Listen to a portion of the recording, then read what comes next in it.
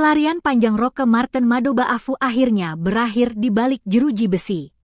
Setelah hampir 3 tahun masuk daftar pencarian orang, DPO, terduga pelaku tindak pidana persetubuhan terhadap anak di bawah umur itu kini resmi ditahan dan terancam hukuman maksimal 15 tahun penjara. Usai diamankan oleh tim gabungan Polda Maluku, Roque langsung digelandang ke markas Polda Maluku untuk menjalani pemeriksaan intensif. Penyidik juga diperintahkan segera merampungkan berkas perkara tahap 1 guna dilimpahkan ke kejaksaan.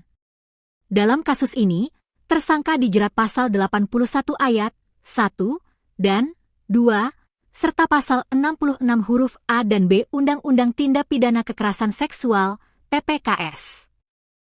Ancaman hukumannya tidak main-main, yakni pidana penjara paling singkat 5 tahun dan paling lama 15 tahun, ditambah denda hingga 5 miliar rupiah.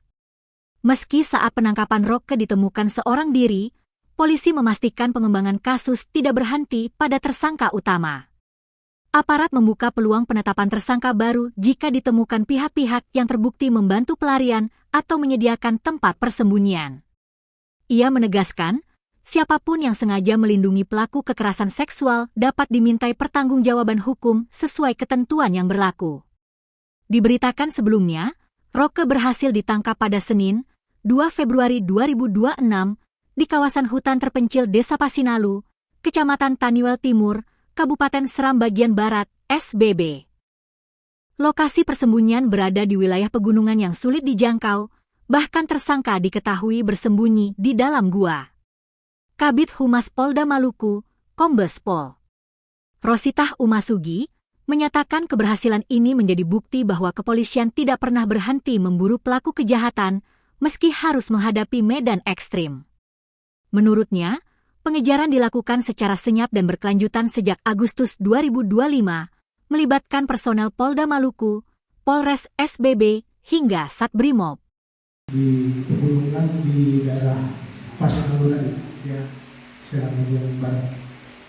Di sana hadir langsung, ya, Bapak dan Satbrimob dan tim, pemimpin tim, ya, termasuk Bapak Kapolres dan tim. Jadi sudah dibawa ke sini, langsung kita tangani, kemudian sudah kita lakukan penahanan.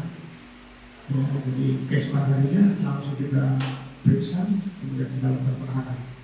Dan saya sudah perintahkan untuk Subdit Krimum akan menyampaikan press conference terkait dengan hasil kegiatan pengejaran dan penangkapan terhadap DPO kasus dugaan